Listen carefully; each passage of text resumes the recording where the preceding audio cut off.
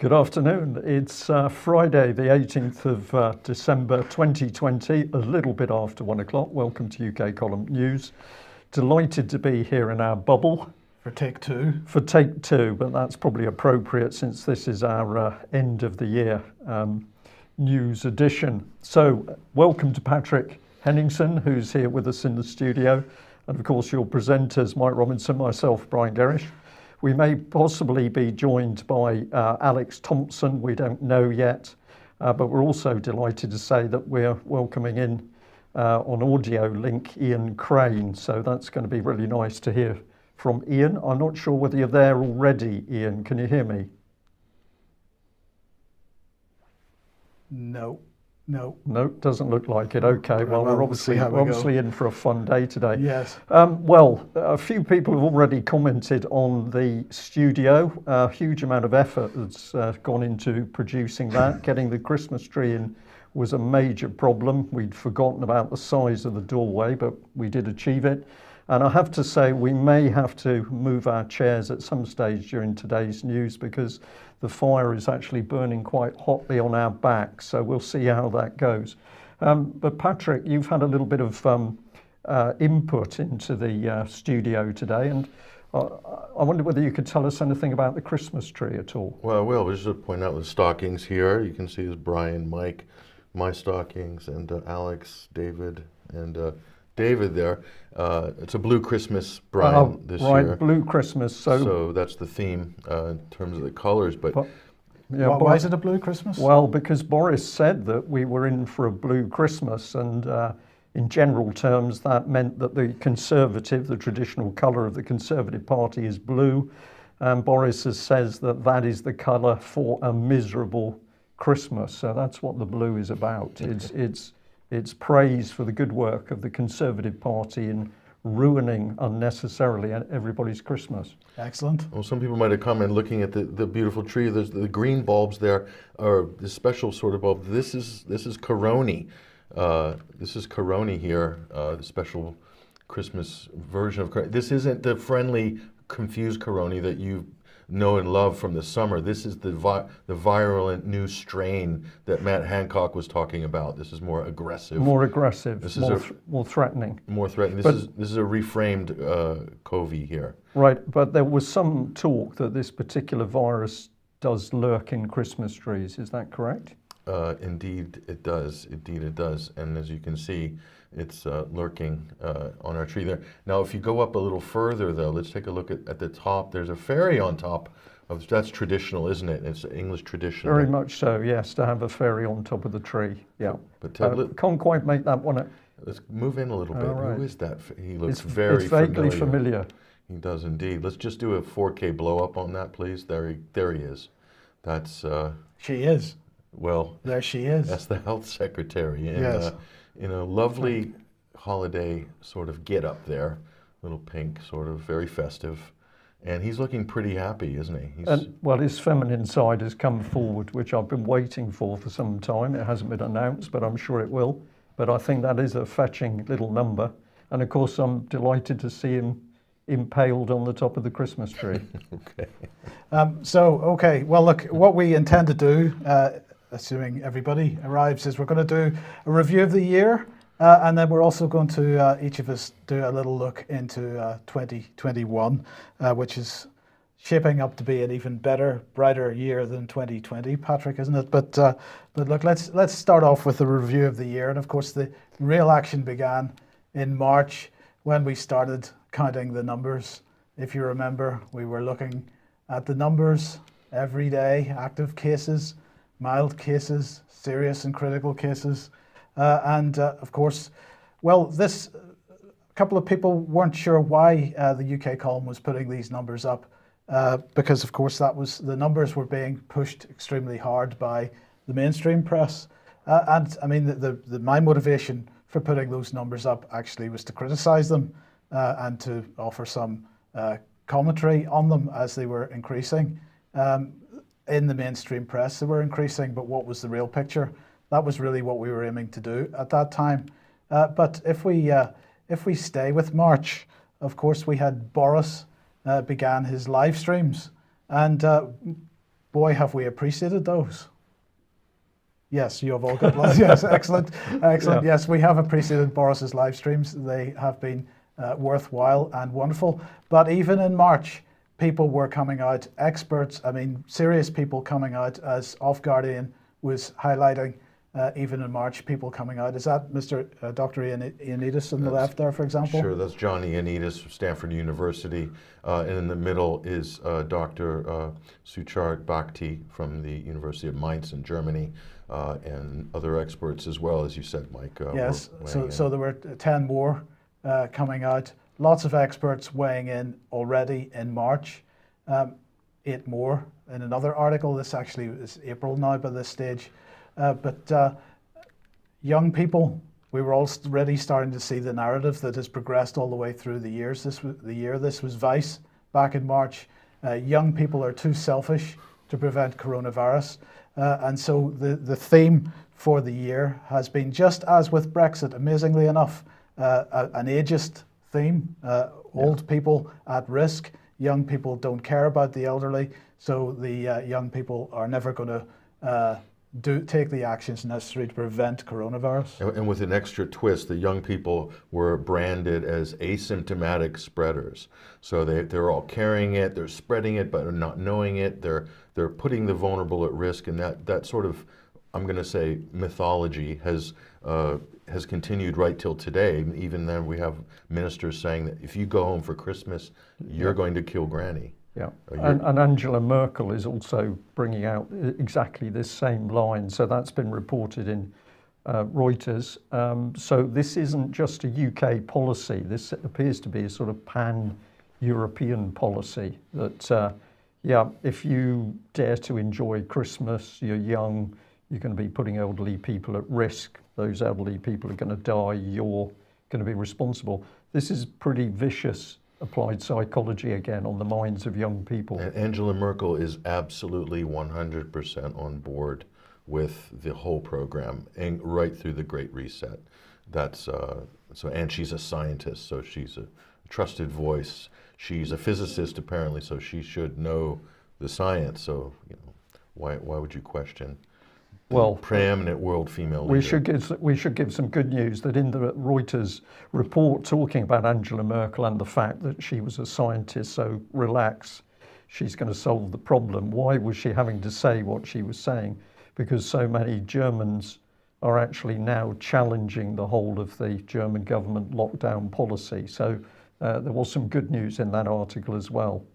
But of course, if you want to know the real truth, you've got to go to the BBC. And so here we go. Coronavirus, how to understand the death toll. This was in March again, but they really gave us the truth in this graph.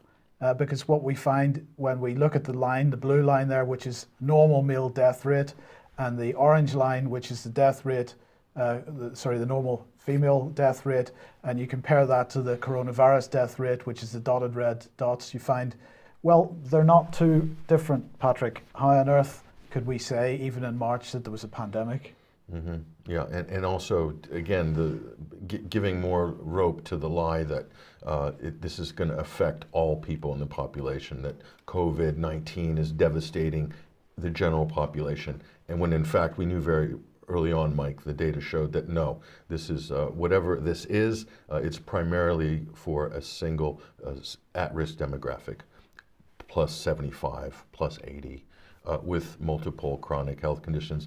And still, even knowing all that, we're still in the position that we're in today. Yes. They're still juggling the same and revarnishing the same old narrative.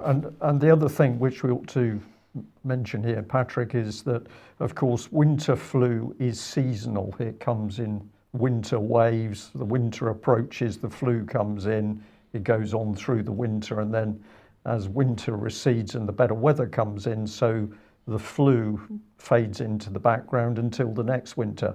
That is the way it works, except with COVID, because in COVID, the deaths occurring supposedly from deaths occurring from COVID are cumulative. Those are being carried on now through into this season. Right. Yeah. So we're trying to, the government is trying to ramp up the fear factor by adding COVID deaths now one year on top of the next, which is not the way that normal flu deaths are dealt with. So this is calculated manipulation in order to put fear in people. You could say this is like keeping the taxi meter running Yes. on COVID, just constantly. Yeah, it's a very good analogy. Yeah.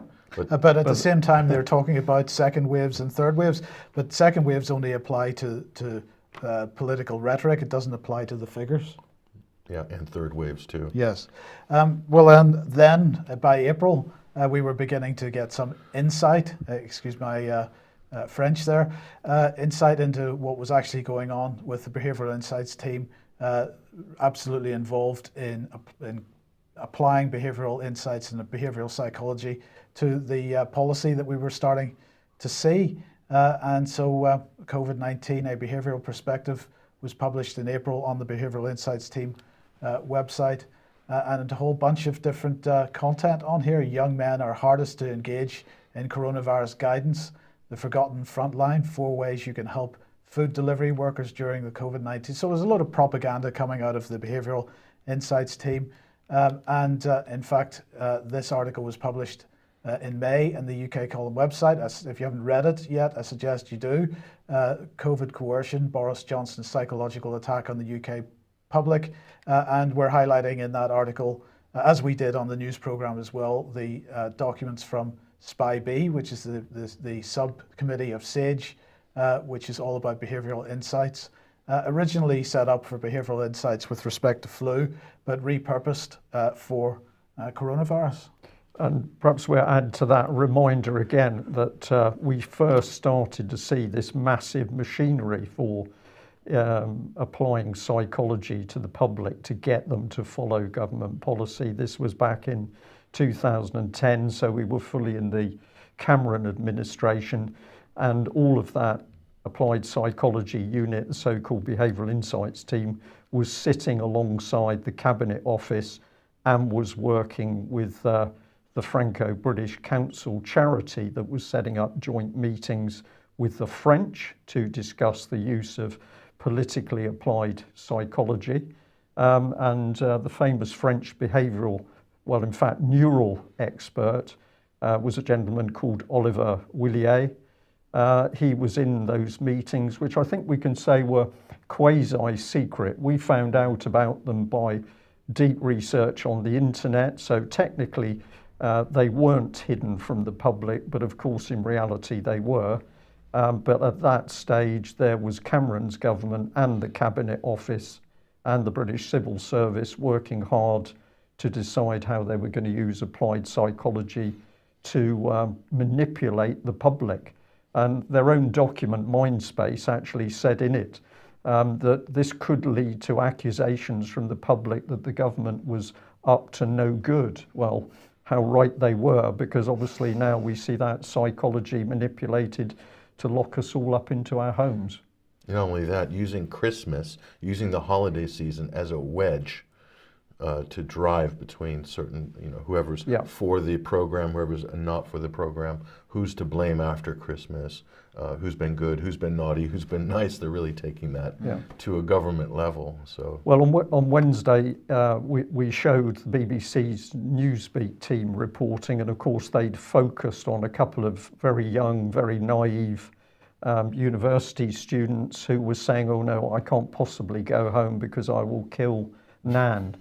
We're laughing, we have to laugh to keep ourselves sane, but of course the implications of this psychology are very, very dangerous, because we've got a huge problem now with mental illness, depression in younger people, and we can see that the British government is actually levering on the top of that in order to get its policies through. So some vicious stuff going on inside Westminster somewhere, because we're not even too sure where government is actually sort of being enacted at the moment. Yeah, indeed. By July then, we were getting the Behavioural Insights encouragement to wear masks, and in July we were asking what kind of masks are the best kind of masks to wear. So on screen now we had one example of a design that was being presented about at the time. That didn't take off, did it, that one? No, that one didn't, but it got a tick at the time, because that one would have been satisfactory to meet the guidelines that were being given out. This one, probably not, so we're giving that an X. That's what we were doing at the time. This situation of wearing multiple masks, that was going to get a tick. With a political motive, presumably, by the flag. So this would have been a pro-Biden mask, I would have thought. No, well, I don't know. That's debatable. But Biden did pioneer the double and the triple layer mask. Right. He had them strapped on, sort of sometimes 3 at a time. So obviously he's very at risk. So he had to sort of extra protection. And so according to the guidelines, then this mask would have worked.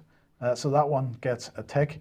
And then let's see what comes next. This one, no, that one wasn't going to work. So apparently if you were a thespian or into some kind of strange activities with plastic masks. Well, probably a cabinet meeting, that would be standard attire, Mike, I would think. Yes, we believe that this mask would have satisfied the guidelines. The coffee filter. The coffee filter would have. That's amazing PPE right there. That we actually gave that our Mask of the Year award. That particular model is cheap. It's cheap. It's reusable. I mean, disposable. You can carry 10 of those. You can go the whole day with fresh masks all day using the coffee filter model. I think it's brilliant. And then this was another suggestion which apparently also would have met the guidelines at the time. And as we pointed out at the time, the double benefit of this is if you're feeling a bit, peckish, you can just eat your way out of that and take another leaf off. Which means you can drink as well, because if it's a substantial meal, you can have a drink. So if you go into a pub wearing one of these, you can simply sit down and get your pint of beer and then eat your face mask. Well, it depends. Will the government deem that as a substantial meal, or should we be looking at designing a Scotch egg mask? Maybe. Possibly. Okay. Well, Scotch egg filter, that would be. This mask, however, apparently that's not satisfactory because it doesn't fit very well. And then, well, this one. I love this one. Apparently that would have satisfied the requirements. So that was given a tick at the time. This one definitely satisfied the requirements if you wanted to wear that. Pick one of those up on eBay for $5.99, by the way. Very good. And then this one, well, look, we weren't certain about this one because that might have satisfied the letter of the rules with respect to the masks, but it may not have been too satisfactory to the counter-terrorism police. It could cause a panic if you walked into certain shops and certain hamlets in the country, but it's perfectly okay in London, probably. Okay, and then this mask, well, sorry, but that one just isn't going to do the job. But it's just about as effective, really, according to the latest peer-reviewed study from Denmark. It's about as effective as a mask against COVID. But we have one more mask, which is real, and if you look carefully at the eyes, you'll work out who is wearing it. So here you go. So that mask. It looks very familiar. Yes. Who is that? Looks like, is that a minister? It could well be a minister of state, a secretary of state. But sadly, that mask apparently is not satisfactory because there's a zipper there that wouldn't have worked. It's a restraining zipper, I think. Yes. It's a technical term, proper technical term there. Indeed. So anyway, that was July. By the time we got to October, we started seeing, well, we'd been in lockdown, we were out of lockdown, but then we started seeing the proposed social distancing framework for the future. This was the 30th of September, but it was October before it actually started becoming public. Well, they were at that point level 1, level 2, local alert levels, 3 of them. They're now known as tiers, of course. And well, I'm hearing that there's likely or quite possibly going to be a 4th tier coming in because we've been very, very naughty in demanding that we are allowed to go and visit our relatives for Christmas. We're going to have to get a very big slap in the wrist as soon as we come back after the Christmas break. And there may well be a 4th tier coming in at that point. Yes. We call that tough love in America. It's tough love by the state. Good. Yes. Now, of course, as time went on, certain people started making an appearance. Here's the lovely Tobias Elwood, Lieutenant Colonel Yeah. Tobias Elwood from 77 Brigade, also happens to be an MP.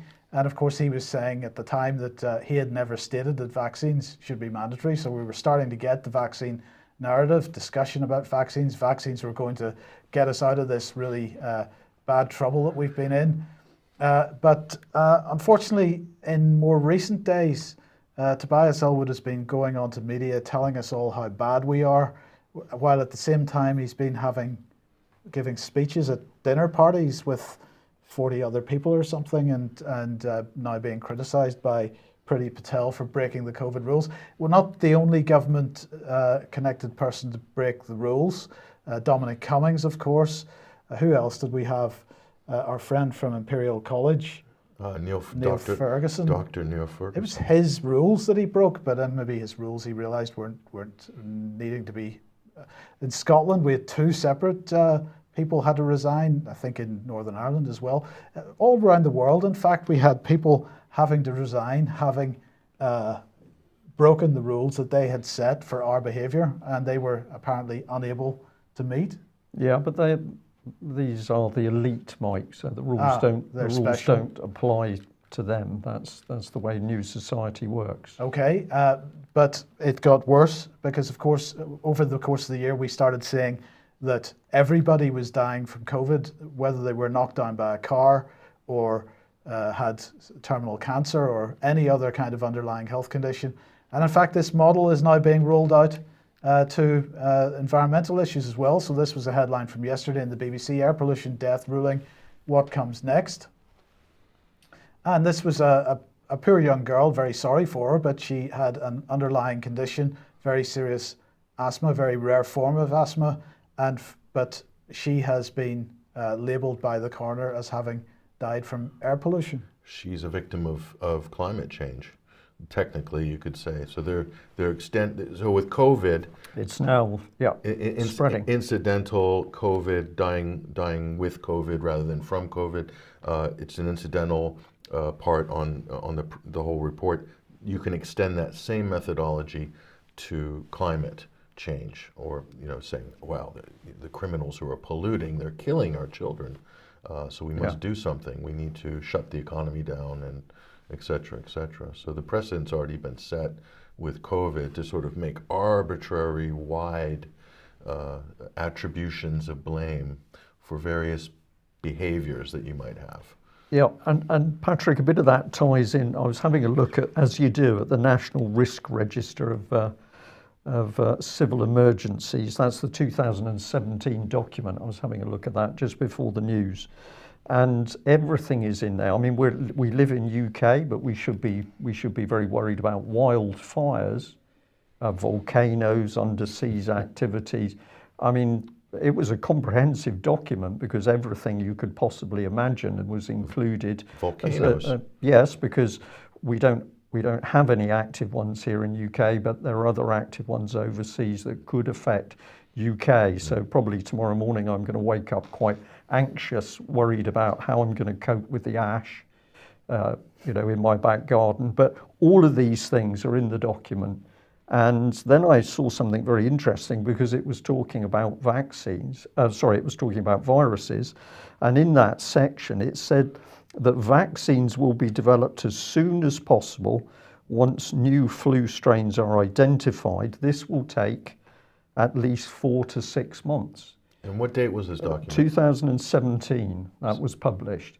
So at that stage, developing vaccines was, what was it, Mike? 10 years. 10-year process. That's the standard for producing a new vaccine which has been fully safety tested. And yet suddenly, in this 2017 document, we're going to be producing vaccines in 4 to 6 months. Well, that's just a coincidence. That's the Bill Gates's posited agenda. He said that we need to roll out vaccines within months when any virus appears, any new novel virus appears on the scene.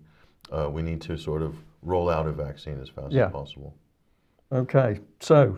Do apologise for that. Not sure. That was a very unexpected occurrence in the studio. Yes. Anyway, right. But to finish off this section, then, of course, this is the day's headline in the Sun. Patrick, While I was hearing from other people that other celebrities have been coming out of the woodwork in the last few days, this is something, of course, that the Behavioural Insights team told us was going to happen. But who's this? That's Sir Paul McCartney doing his bit for humanity, telling people, look, I'm going to get the jab, so everybody needs to get out and get vaxxed. So again, they're rolling out all of these septuagenarian celebrities to sort of convince, I guess, boomers, convince, I don't know, they're not going to really convince millennials. A lot of them don't know who Paul McCartney is. But we've seen all this labelled in the Spy B documentation. So the government's own applied behavioural psychology plan has talked about using these influencers, actors, they're calling them, influencers and actors, who are people who are going to make the population do what they should be doing. So they're going to use football stars. They've dragged Paul McCartney, whoever he is, out of somewhere. We've got Lady Gaga, who was used by the World Health Organization they'd scrubbed her up quite a bit. She looked pretty clean and tidy, but she was going to be advising everybody to stay home. Otherwise, we were going to be spreading the virus. So we can't think for ourselves anymore. We've just got to pay attention to the latest celebrity dragged up, however old. It's not just that. This is so incredible that using celebrities, politicians, or whatever, they're pushing effectively corporate products. These are from transnational pharmaceutical corporations. They've been rushed through the testing protocols, and they've skipped animal testing and all this. And they're really using celebrities, and governments pushing Pfizer, pushing AstraZeneca, pushing Moderna. They're really pushing corporate product that really hasn't been road tested properly, and they're pushing it aggressively. And the media is involved in this as well. I mean, we've never seen a corporate government partnership like this. With the media, you mean? Not even with war efforts. With war efforts, they don't push Lockheed missiles, saying, everybody, we need to sort of get behind this new cruise missile by Boeing. By Boeing, So, but you can see the brands are front and center, the corporate brands. So we're seeing a fusion of government and state interests, of government and corporate interest, and that is corporativism, according to the traditional definition by Benito Mussolini, the fascist dictator from Italy. So, I mean, is this where we're at right now? Well, it is. The answer is it is. And on top of that, it's backed up by propaganda. It's backed up by applied psychology being used in a way that we haven't seen before. And so just to end this off then, the question is, on what basis? And so this little video clip appeared on Twitter yesterday. This is Dr. Christian Drosten. He published a workflow for real-time PCR diagnostic tests, which was accepted by the World Health Organization. Those test kits were sent to all the affected regions. So this is somebody who knows what he's talking about, because his protocol is being used to diagnose this stuff, not quite correctly, but that's not the point. This is what he said in a recent interview. We are now losing public trust, certainly. So it's now really like we have, we have the same phenomenon that you. So why are you losing public trust? Well, because the disease is not existing. It's not there. And I mean, now what we see is the typical finding. We are now, even though the incidence goes up, the fatalities don't go up. There are no dead people. And so this actually prevents people who are not into. So that's a pretty key point. There are no dead people. This is why over on Wednesday or Monday, whichever day it was, we were using all-cause mortality as the figure to look at, because, and this, we've been saying this from the very beginning, all-cause mortality is the figure to look at because that is the figure that is least possible to fiddle. You can attribute somebody's death to COVID-19, or you can attribute somebody's death to the flu or whatever it is, but they're either dead or they're not. And so it's very, very hard to fiddle the all-cause mortality figures, and the all-cause mortality figures are not showing a pandemic.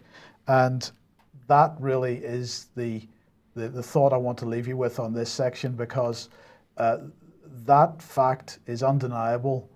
and that fact really can't be argued with, and therefore that's the key area that I think we've got to be challenging every day. And I think it's incredible that Dr. Christian Drosten from Germany, it was his, as you said, Mike, it was his paper on PCR testing that they basically rushed through the review process, and that became the sort of guideline for a number of countries. And the PCR test has been used absolutely fraudulently, how it's been applied, that using it as a gold standard, but a completely arbitrary. There's no standardization at all with regards to cycle thresholds, so they're picking up tons of false positives. In fact, the majority of cases and infections that are being logged by governments and saying that there's like a surge going on, these are actually false positives. This has been said by Carl Henningsen at the Center for Evidence-Based Medicine, Oxford, and many other experts have said the same thing. The misuse of the PCR test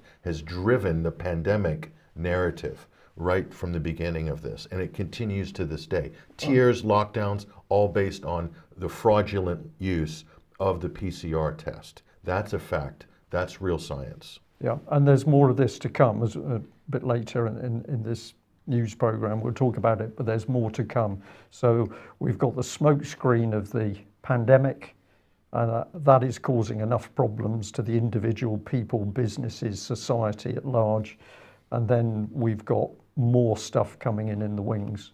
So, and by the way, the World Health Organization recently even admitted as such. There's a paper that's circulating online, but it's too late. The governments are already locked in to their policies. No matter what evidence you show them now, they're just basically brushing it off. The media are calling it a conspiracy theory, and they're just moving ahead with it. Yeah. Okay, so where does that leave us then? What's my pick for next year? Well, it's this.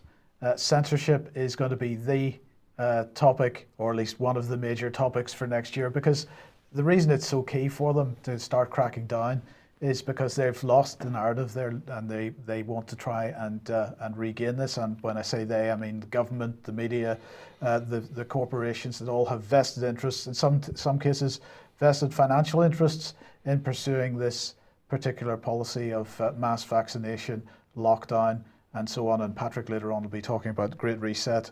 That's part and parcel. So they're ideologically engaged with this as well. So censorship is going to become, I think, a very key area or a key policy area for next year.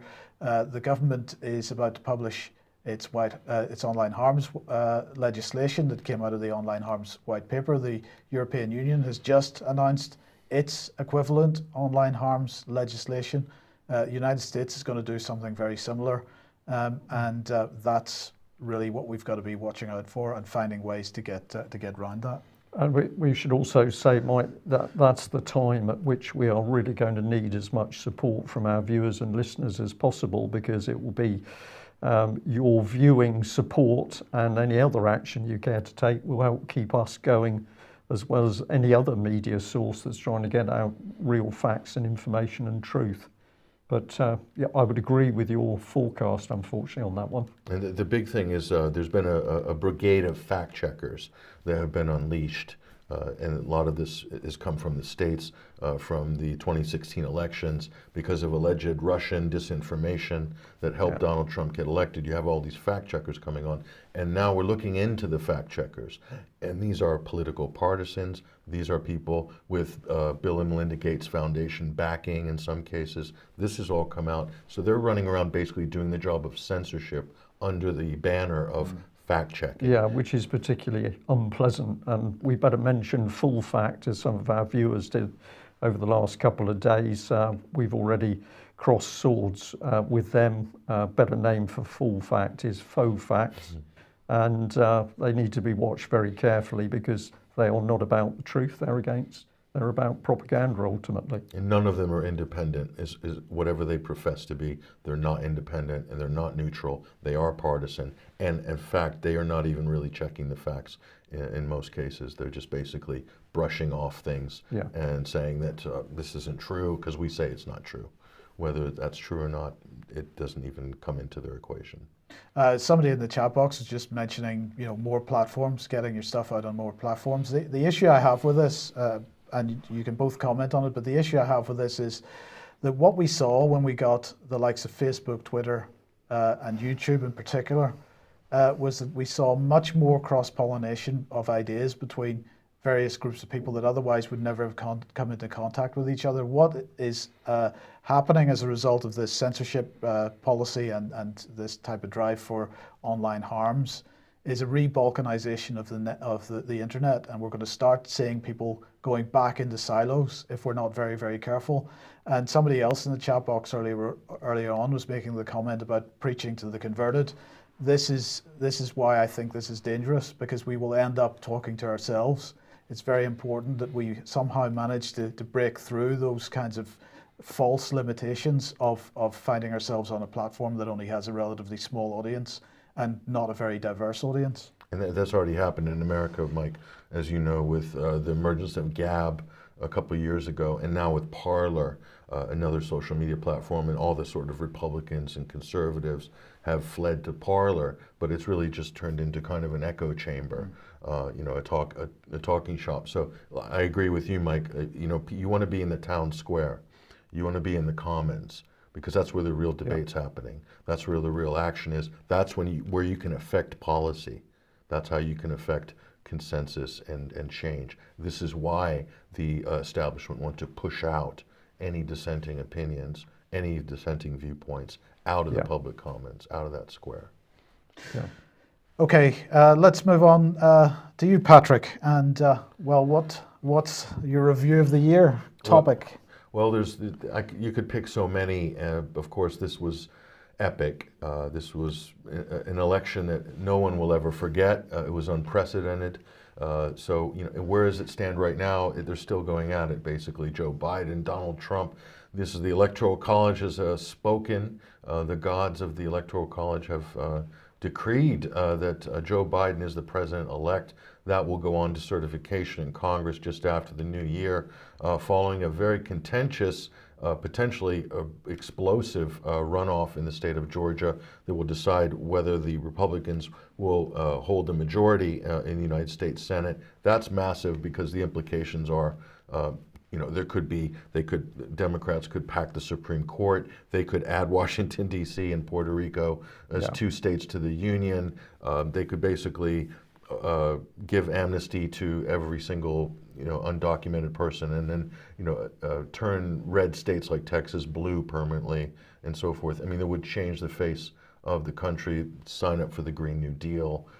And fossil fuels 10 years early, like they're trying in the UK. Yeah. So I mean, it has tremendous potential for just overhauling what is the United States of America.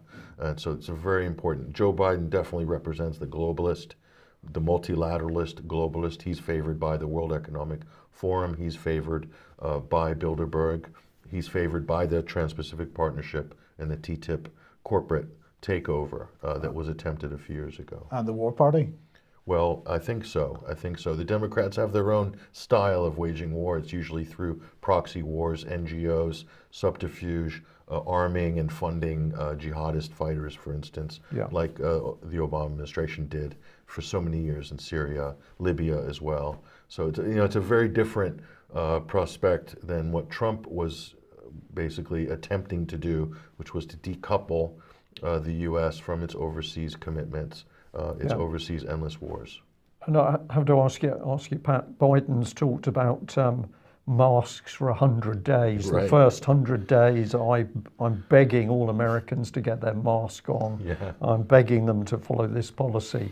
He really seems to want to come in by reinforcing the fear factor over COVID and masks. And that will presumably, give him the cover to do what else he wants to do. So first of all, stamp the COVID and the mask restrictions.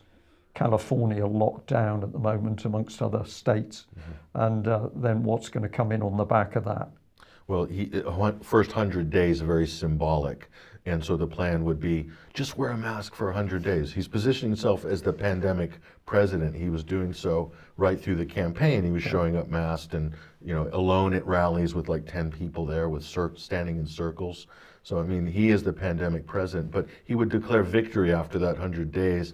It's assuming they got enough people vaccinated with the new experimental mRNA vaccine. He would have saved the nation. That's how they want to write history, was that Trump killed 300,000 Americans in cold blood by not acting fast enough to lock down. Joe Biden has saved the country from the pestilence. So a biblical narrative that they're trying to construct with this. But the whole thing is a fraud from top to bottom, including Donald Trump's Operation Warp Speed. I'm going to say very disappointing. If the vaccine goes wrong, it will be blamed on guess who? Donald Trump. It'll be blamed on Donald Trump and Mike Pence, who just rolled his arm up Mike Pence on TV to get his jab, I think this week. Was that a real one or a placebo? Who knows? It could be. Is it saline or is it squalene? This is the $1 million question, so we'll find out. And what about next year then? Well, looking forward, there's a lot of things to be worried about and to sort of keep your eyes on going into 2021. Obviously, we talked a lot about the Great Reset in a number of programs, and if you listen to Herr Schwab, Klaus Schwab, he is the sort of spiritual and intellectual leader of this new globalist religion, which is coming out of Davos, coming out of the World Economic Forum. And he's warning that what we need to be worried about isn't COVID, isn't a pandemic, it's a cyber attack. Let's listen to Herr Schwab. We all know, but still pay insufficient attention to the frightening scenario of a comprehensive cyber attack, which would bring to a complete halt to the power supply, transportation, hospital services, our society as a whole. The COVID-19 crisis would be seen in this respect as a small disturbance in comparison to a major cyber attack. That I've got to say, that did get to me. That was like one of the key scenes from a James Bond film. If he'd have had the cat on the desk, it would have been absolutely superb. But that's real. We're laughing and joking about it. That man is real. He's immensely powerful. He's very dangerous individual. He's got the ear of world leaders everywhere. So a big shout out to Ice Age Farmer, who put that clip out recently, and it went viral, and he's done a great job at his... But you're not going to see that on the BBC. No. This is one of the key individuals driving the chaos worldwide, but you won't see him on the BBC. That is the closest living embodiment of Blofeld that you'd have today. Yeah. And we watch these things in cinemas, and here you have the richest people in the world backing this person who wears spacesuits and wants to basically reform the whole planet and society with a great reset and into the brave new world. There it is. It's right on paper, and it's being derided as a conspiracy theory by mainstream media, when in fact it's real. They're saying it right there. So he's saying a cyber attack, Brian, is the thing to be worried about. And lo and behold, what happened just this week, and this is going to be a big theme going into 2021, is the Russians or the Chinese or some unknown state actor, could be some villain hacker lair underground somewhere in, who knows, rural Australia, whatever, terrorizing the world, getting into our nuclear weapons programs, getting to government email servers, Trojan horses, and so forth. So what Klaus Schwab basically preempted there in his previous speech, which we showed, is actually happening now. Is this a coincidence? I don't think so. We saw staged hacks that validated firms like CrowdStrike, and you have all these big IT and security firms. SolarWinds is the firm that was apparently hacked. They provide security for government and military installations. So these corporations, who are they? Are they being used in sort of cyber false flags? We already know that the CIA has the technology to hack and put the fingerprints of somebody else on the hack to make you think that it was a Russian actor, for instance. They've already done that with Fancy Bear, Cozy Bear, Guccifer 2.0. This was the whole Russiagate, complete fake Russian hack thing was really constructed through U.S. intelligence. Edward Snowden, WikiLeaks, they revealed all of this. So we know the tools are out there, but yet we're meant to think that this is all coming from Russia. There's big money in cybersecurity, Brian. This is the new gravy train. Yeah. COVID's a great gravy train. People have made billions, maybe trillions in the end off this. But in terms of cyber warfare, that's a bottomless pit in terms of money. Yeah. So just sit back and wait and watch the budgets get confirmed. Yeah. Just before I'm glad to see Alex has joined us, but just before we go to Alex, it's perfect timing. Is Trump going to give Snowden and Assange a pardon? Oh, that's a good question. So maybe Julian Assange, because he's not an American, Trump might actually be able to get away with that. And also the whole Russiagate thing has collapsed. The Mueller probe's collapsed, impeachment's collapsed, and all these things. So he'll get shouted out and they'll be called a Russian agent if he does that. The left, the Democrats will say, we knew it. They're all with Putin, like Assange is working for the Russians. So this is how crass and polarized the debate has become. So I don't think he may be able to get away with an Assange pardon, although I'd be so shocked and surprised if he goes through with that. But Edward Snowden, I would think that would be almost impossible because he was an American, and that would set a precedent for more whistleblowers to do the same. Yeah. Because a lot of people in the know regard Edward Snowden as a patriot. Yeah. He was very clear in his motivations as why he released the documents and the files that he did, because he did it for the American people, for public interest, for transparency. Yeah. Go ahead. I'll just say what you're talking about there prompted me to the end of the news. We'll just mention some of the people who suffered imprisonment for trying to speak out and warn or expose. I think that would be an appropriate thing to do for our Christmas edition. Okay, well, Alex, welcome to the program. Thanks, Mike. I'm using my reserve headset here, and I'm speaking to a black screen with a mirror of myself in one corner, but I'm trusting that you've got the slides up, and glad to be with you for this Christmas edition. In fact, I was also going to mention people who'd been imprisoned, not by name, but the category of them, so that's another good link from Brian. Okay, well, tell us about your review from this year. You're highlighting a Vox article here, how a New Hampshire libertarian utopia was foiled by bears. Right, this is not taking a pop at the good people who call themselves libertarian in the various strands of it, nor indeed is Vox.com doing that, nor is the author of the book that's being reviewed in the conversation on this page. A nice double-barreled Germanic name of a book author, but as the journalist himself says on the Vox.com piece, the author himself is not having a pop at these people. For those not familiar with this movement, or this particular strand of it, I should say, there were people from all over the English-speaking world, not just the US, who noticed that New Hampshire was one of these no-income tax, low-regulation states, and particularly in the New England tradition, they have these big town hall meetings where they basically set the budget for all the services, the library, the police, the fire, the schools. And so they made a beeline for a town up near the Canadian border, this particular group that eventually became a grander project. They called themselves the Free State Project, and they drew Englishmen and Australians in, and you could walk around there. In one famous bit of footage, well, famous to some people, was that you could walk around with a 12-bore strapped around your neck, a kind of stand your ground, right to keep and bear arms thing. Anyway, I'm not despising that at all, but this is slightly tongue-in-cheek, and I'm not claiming originality here, because actually Dr. Joseph Farrell did his last slot before Christmas on YouTube covering the same ground, and if you want a bit of a giggle, you can listen to him exploding in laughter as he reads through this piece on his Giza Death Star YouTube channel. But the point here is not to knock anyone of any political persuasion, but rather to say, to face reality, basically, that we are emerging, I think, from an age in which sedentary, settled urban people, dare I say middle class, the bulk of UK column viewers in a very general sense in Britain and other countries, have been trying for years in some heroic ways, some of them were heroic failures and some of them were heroic successes, to say enough to the state individually. And that's the link with what Brian was just saying, because in the last few days, as I'm sure all of you gentlemen have the same, viewers and listeners email me or leave a comment under our YouTube posts saying, I would give up if it weren't for having to look after my son or my ailing father or whatever it may be. I would go to some other place. Now, I faced this temptation myself, and I don't mind saying I've dreamed of going off to somewhere like the Faroe Islands, Japan, Switzerland, for various reasons, financial, constitutional.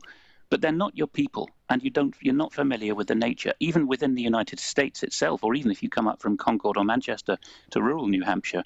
There are certain realities, and what this article highlights is that one of those realities is if a bunch of people turn up in town saying we're not going to pay any more council tax for Iraq wars, for example, and this is one of the heroic martyrs I'm thinking of that people are often in correspondence with me about, saying thanks so much that you're finally drawing together all the lessons learned from the people who had their children stolen, their houses stolen, were sent to jail as elderly people for refusing to pay unlawful council taxes.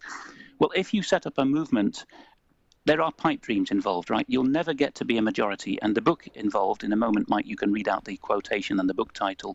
But this book tells us in thumbnail sketches, but a decent job of it, no mockery involved, that even if you try to take over something as humble as a single town or rural district, you will find that you attract the wrong kind. In the end, this particular New Hampshire town found that along with the libertarian dreamers came the child molesters. And once you slash the fire services to the bone, you're on your own. And in the particular case, well, you can read out what happened as a result of sanitary practices there, Mike. So what it says is it turns out that if you have a bunch of people living in the woods in non-traditional living situations, each of whom is managing food in their own way and their waste streams in their own way, then you're essentially teaching the bears in the region that every human habitation is like a puzzle that has to be solved in order to unlock its caloric potential. Yes, and please give us the author as well for those listening in audio. Is that Matthew Honglotz Hetling? And the title of the book?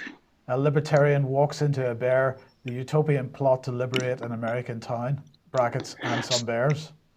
So before I get into the predictions, because I'm really kind of covering a couple of decades rather than just 1 year, I'm saying we're emerging, I hope, from a time when individuals were, shall I say, groping their way as best they could towards finding a utopia where there was no oppressive state doing all the things that UK column deplores. But basically, we have to draw a line under that period. We have learned now that you will not find a geographical location or even a lowest level jurisdiction where things will get right. And particularly if you try to flee to the other side of the globe, even if the language is the same, you'll find that you don't know the conditions and you don't know the people. And when the chips are down, people will look at you and say, you're not of our blood, you come second.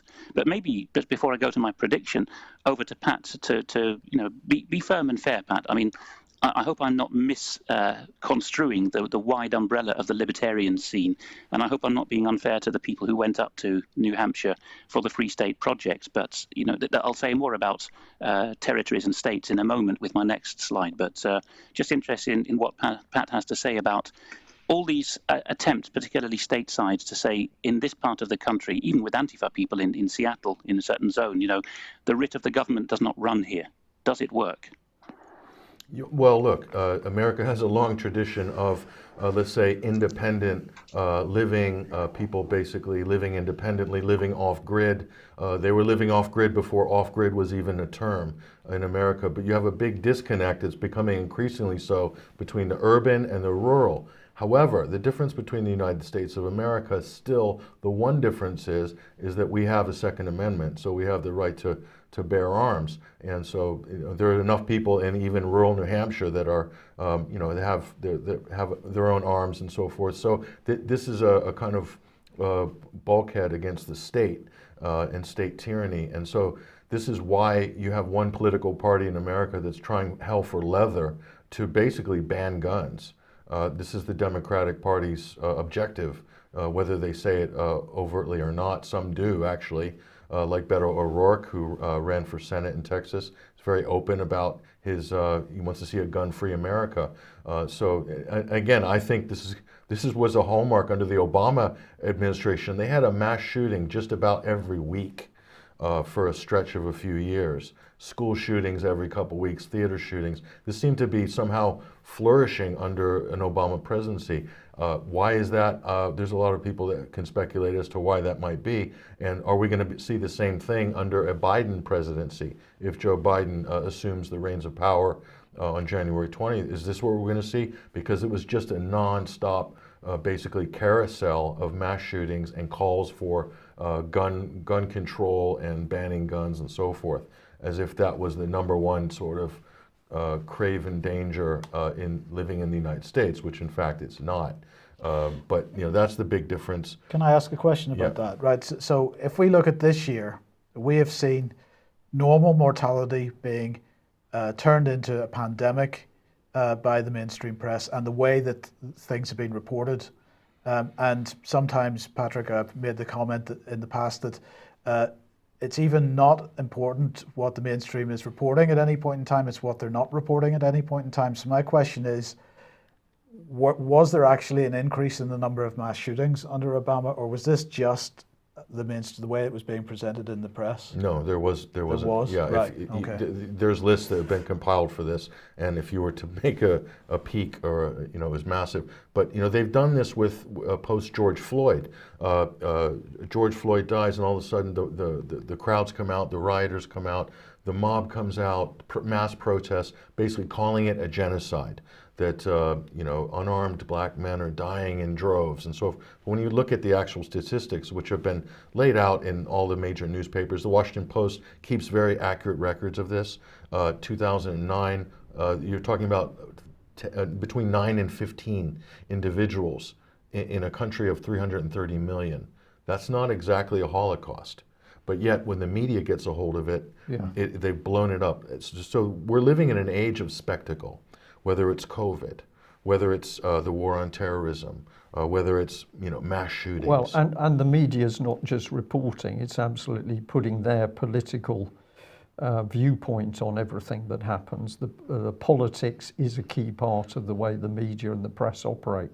Amplifying and accelerating little things. Like the media are like a PCR machine, really running cycle thresholds up to 100. On just about anything. I don't know if that answered your question, Alex. I went off on a bird walk there, but we do have the Second Amendment. That's one difference between Australia, for instance, or Canada, in other countries.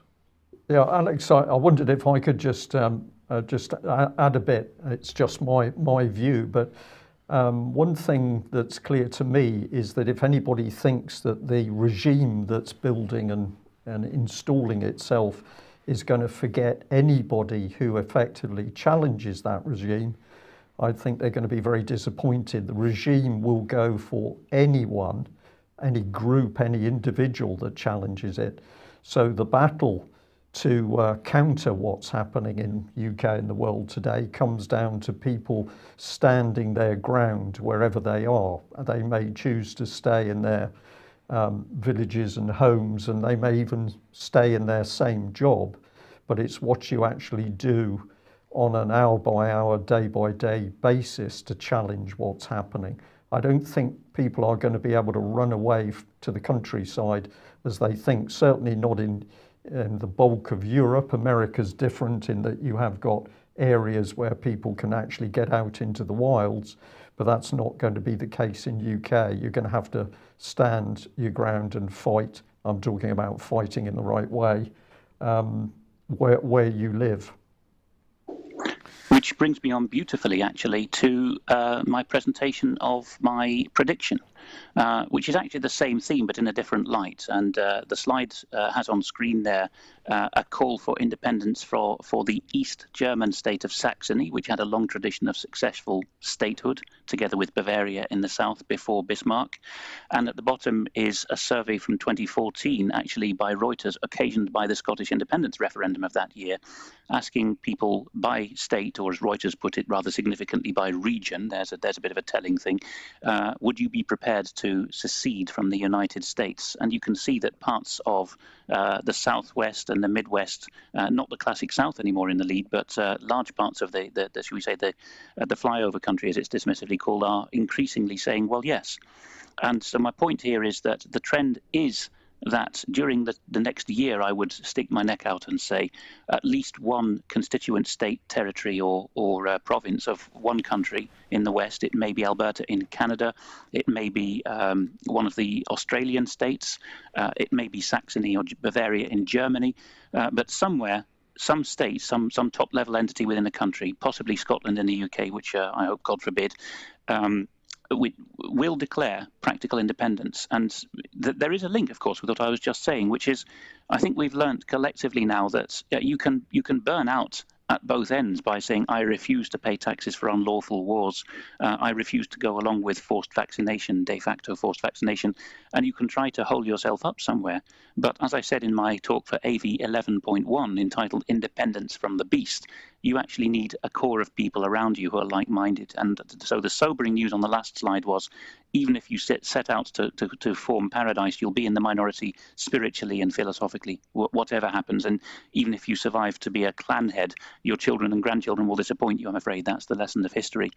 But if you do manage at least to reassert your laws and your customs and your heritage, for example, the English Bill of Rights right to keep and bear arms, which has only been abridged by Home Office connivance with police chief constables, it's policy, not law. If you can, and I'm not suggesting that Wessex should secede or whatever, but in some practical version, get back to inalienable rights. Switzerland would be another example because they still have that, or even formally on paper, but they're being governed by people who are otherwise minded. If you can get a government of like mind, at least to repudiate the worst of globalism, then I think that will become an increasingly evident path to take for certain people. I would, shall we say, in closing, respectfully disagree with Joseph Farrell and Catherine Austin Fitz in the vector that they've recently taken. And I understand why Farrell made this his Christmas closing item or review of the year item. It's because those two, Farrell and Fitz, are now taking the lead in saying, we the people, this is the kind of a light version of the General Flynn line of, not going along with Biden, shall we say, although unlike the General Flynn bandwagon, they're not saying they want military tribunals and martial law, thank God.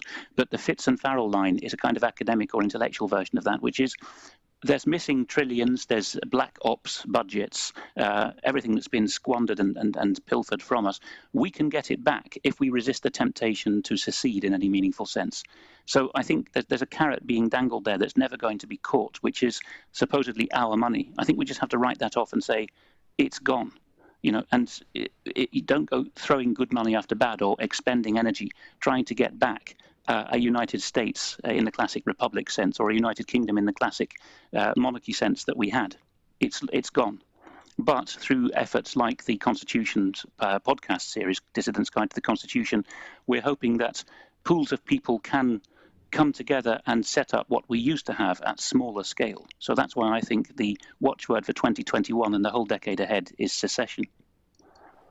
I just want to point out on that map that Alex has put there, there's two states that aren't colored in. One of them is Florida and the other South Dakota. There's two examples of, I think they're the leading, right now, two of the leading vanguard states in terms of expressing their independence or basically holding their own state line versus what the federal government or right. Dr. Anthony Fauci want to do on sort of pandemic legislation. So, the lockdown issue has become a major divisive issue in the U.S., and that's going to separate the wheat from the chaff going forward. South Dakota, I think South Dakota has a state-run bank as well. They have a state central bank, so they're able to have better control of their finances. I think it's south and not north.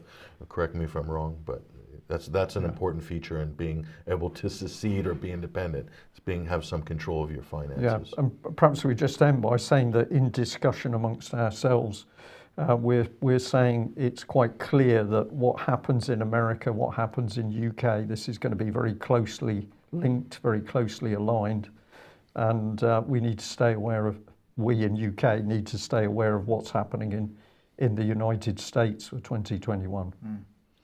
So what about Over you? to me. Well, I thought about what particular subject I might like to put on screen, which for me really captured the year. And I might surprise people by showing this one, but it's a screenshot of the video of the young girl being arrested in Truro back in November. I think it was the 14th of November. Should be able to highlight her if people are having trouble seeing. Now, why have I gone for this? Well, we've shown other videos of police in UK beating people to the ground, and I recognise the severity of those incidents. But there are some factors about this particular case that I think that we need to highlight to our viewers and listeners, because to me it encapsulates deep deviousness of what's going on in the UK state. So on the surface of it, we had a protest in the square on a very cold, wet and windy Saturday in Truro. There had been some speakers. One man was already arrested by the police. And then a young girl, she's 19 years old, a dancer, I believe, was handed the microphone. She got up. She was clearly very nervous, but she started to speak out about the damage that the UK government's lockdown was doing on society and in particular on the creative arts, so art and dance, etc. So it was a very simple, a very mild start to a talk. She'd only been speaking for a few minutes, and then a van arrived with what was clearly a special squad of police, and they moved through the crowd. They were held up a little bit, but the crowd was very well behaved, and the officers then eventually grabbed the girl from the, I think she was stood on a park bench, from the bench she was stood on, and they led her away. And if we can just have a look at that picture again, there were a lot of police on the streets of Truro and this special team which targeted the young girl.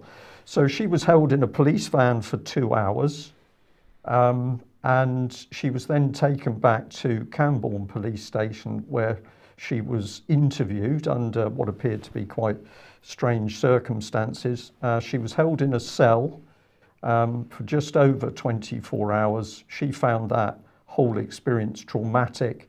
One of the things she found particularly traumatic and offensive was the fact that the CCTV camera pointed directly at the toilet in the cell. But why should we be interested in this? Well, because it appears that this young lady is accused of a crime under the Serious Crime Act 2007. So this isn't just breaching the COVID regulations.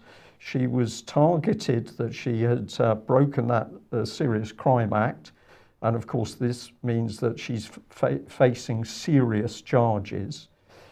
But why this young girl? Now, where the story gets interesting is because apparently the police's intelligence teams had said that she was one of the organisers of the event, to which I can say with confidence that Cornwall's a very small place, and everybody knew she had nothing to do with arranging the event. So my point in this particular story, in highlighting it, is we've got so-called intelligence teams keeping us safe from terrorism, keeping us safe that nobody's breaking COVID regulations. They can't even identify the right person, and they arrest a 19-year-old girl. She's held for 24 hours. She's now still on bail, with maybe a review of bail in a couple of months, but facing serious crime charges. With a potential prison sentence? With potential prison sentence, yeah. So we've been told that the 77 Brigade and the intelligence services and the police teams are working behind the scenes to keep us safe, but they can't even identify the right person for the organiser of an event in Cornwall. So is this incompetence? Does this give us a look into how bad the system is? What it certainly shows us is that any one of us is at risk, because the police could burst through the door now and accuse any one of us of organising a talk that we had nothing to do with.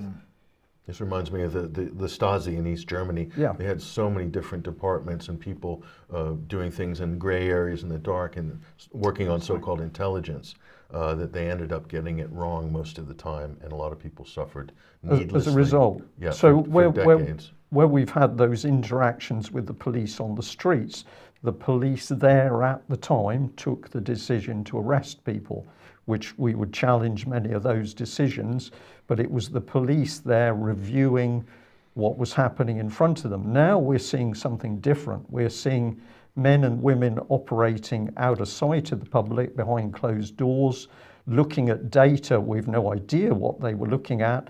They then make a decision that a 19-year-old girl is guilty of setting up a demonstration, and they send a special team from another area. So they didn't come from Cornwall, they came from Devon, to arrest her, to lock her up, to interrogate her, to charge us under a serious crime. This is showing us where we're going, which is why I've honed in on it as being one of the key things that we've reported on this year, because this shows us that there's something extremely nasty operating in the UK state. Alex. Can I be blunt to viewers who haven't quite got what Brian is politely saying? In some way or other, we're all going to have to be like the New Hampshire Libertarians, but smarter about it. If there's a critical mass of people in Cornwall that say we've had enough of these abuses, then a de facto secession will enable them to stuff the Home Office and its directives and appoint a chief constable and constables of their own.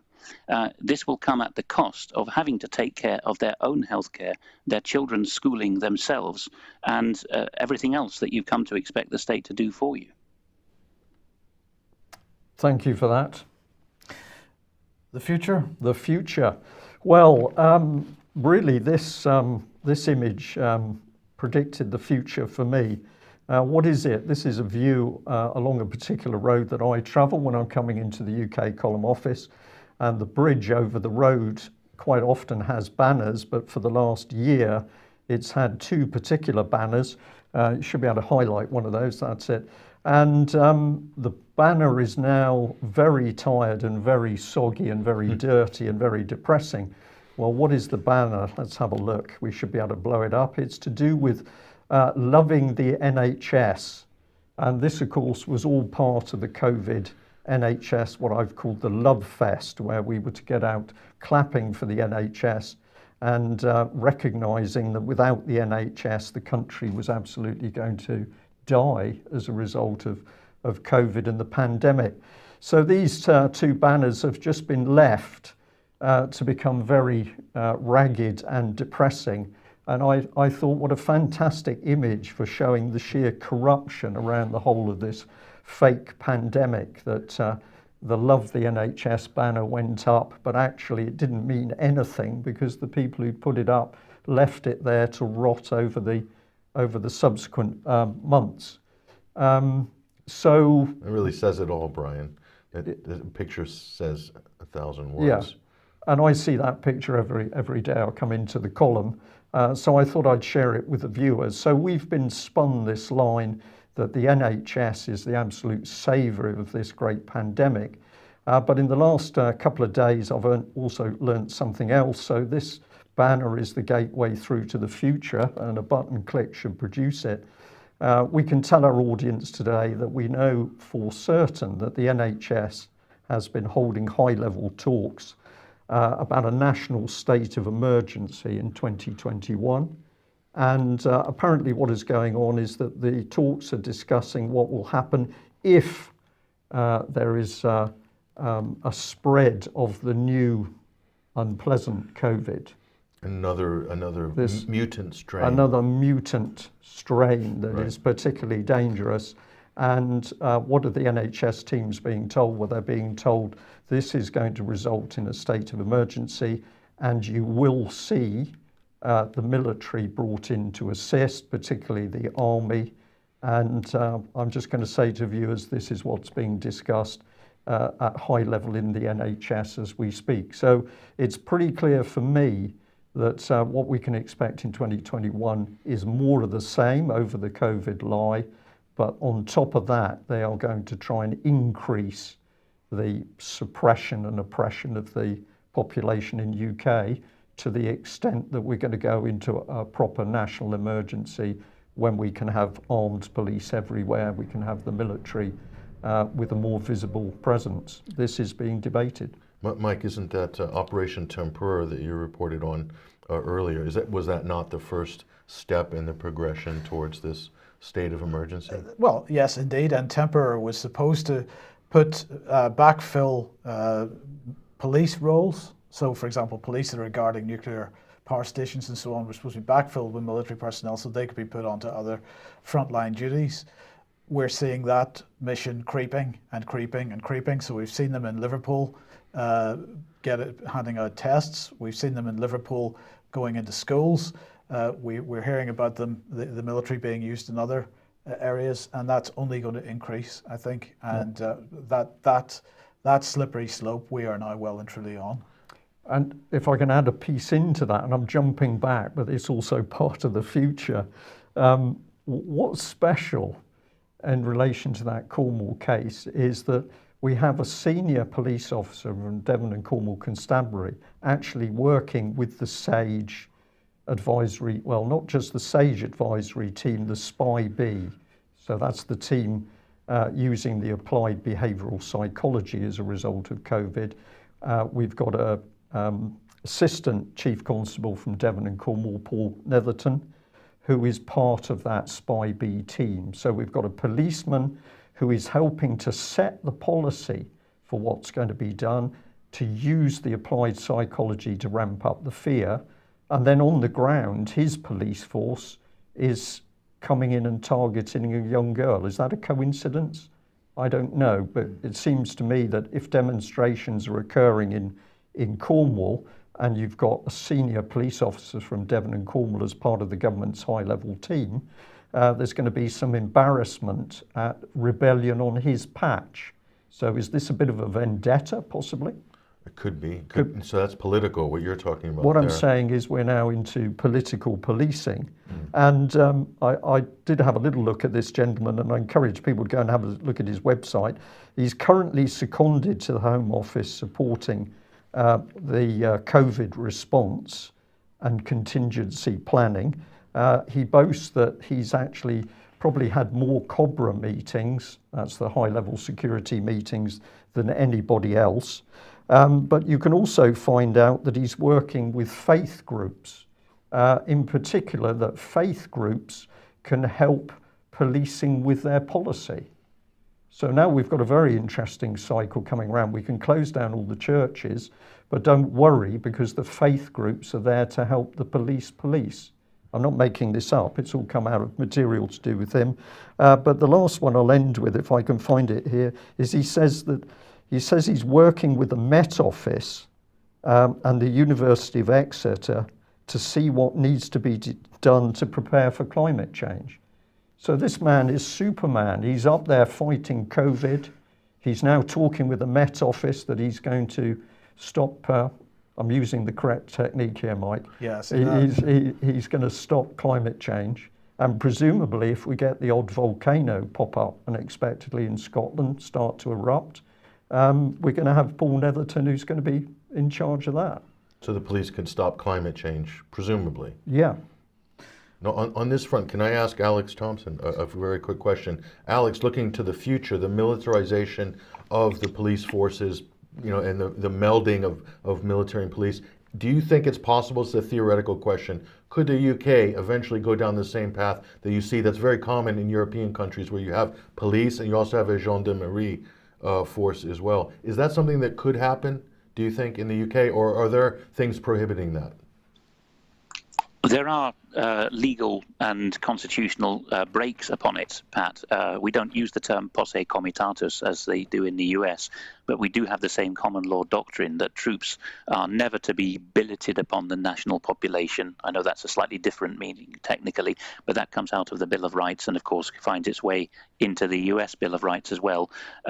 But more generally, that you cannot keep a standing army. The big constitutional break is the Armed Forces Bill, which slightly worryingly is no longer annual but quinquennial. Once every Parliament says you can have armed forces again, so that we still technically don't have a standing force in peacetime in the motherland. That's the idea. But of course, the European gendarmerie notion requires that there be a standing army and that states can say, I commit that in 3 years' time I'll send a battalion to this place for 6 months. You cannot do that constitutionally in any common law country because Parliament or Congress is required to continue voting the money and the very existence of the standing army. Of course, the US has gone further with, I think, the closure of over 300 bases in the last 30-odd years domestically in favor of an expanding military empire overseas. So that's meant huge financial outflows from the United States to the economy.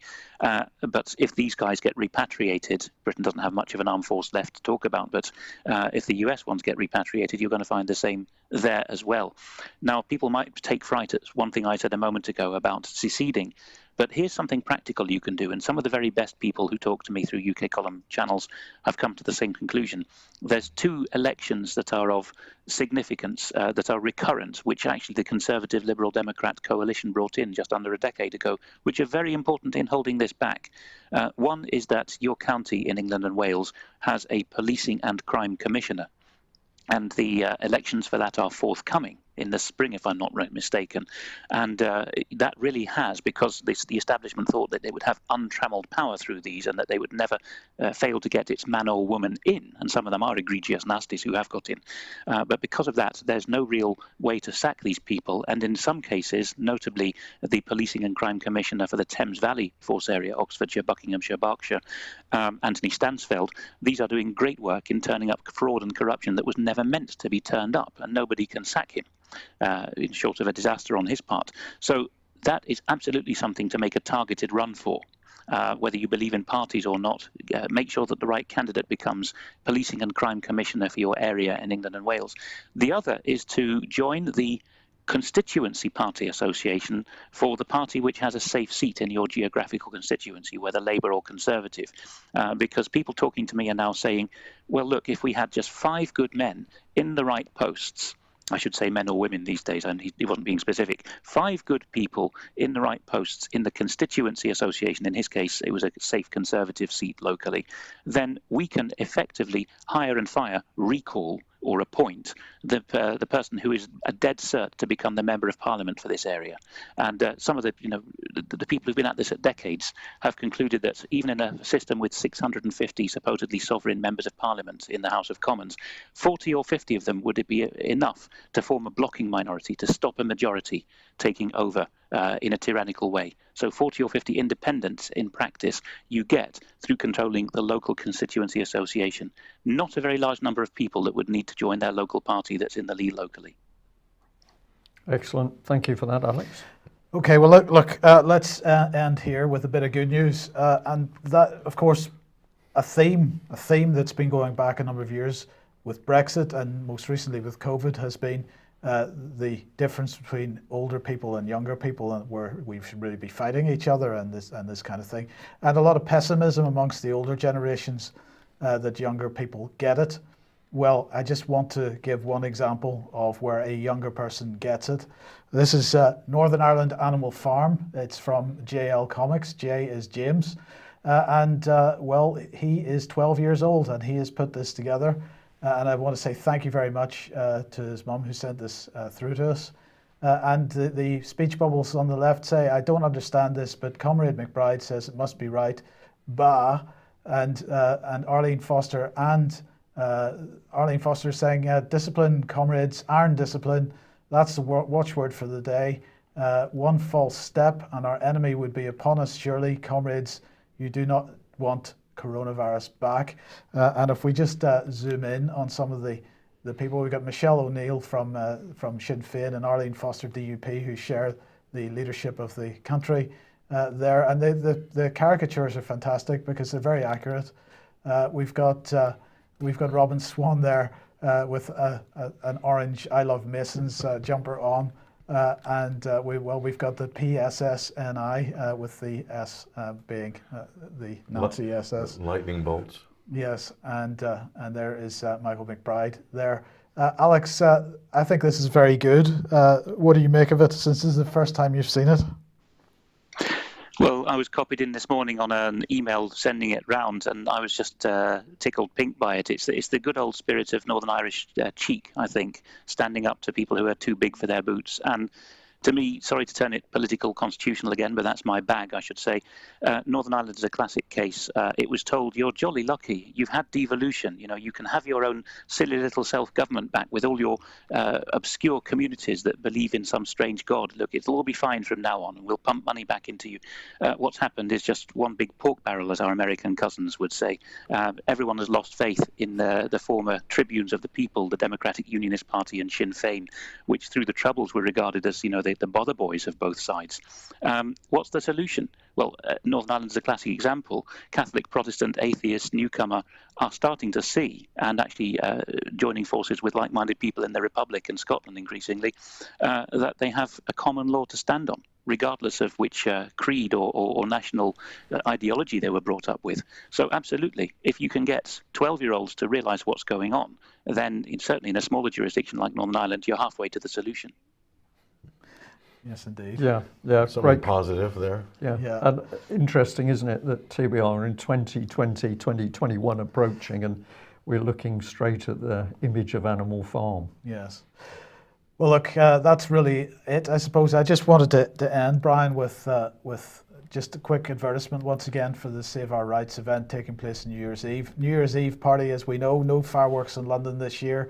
It's completely cancelled as a result. Well, Save Our Rights reckon people should be going anyway.